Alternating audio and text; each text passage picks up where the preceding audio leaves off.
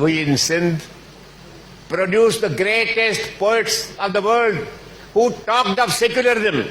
Secularism has to be taught in India in every school.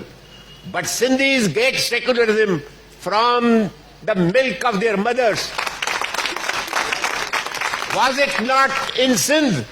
Some of you are too young to know that when I was young, I used to get my new clothes on Eid day. Muslim boys and girls used to get their clothes on Deepavali day. That is the synthesis. That is the secularism we Sindhis are aware of.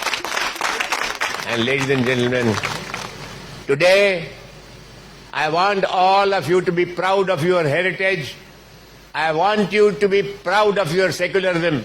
Stick to it. And please, remember the geniuses we have produced. Here is Professor Matlani. My God, the way he talks Sindhi. If Shah Abdul Latif had listened to his Sindhi, he would have changed the whole of his Rasalo of Shah and he would have rewritten it.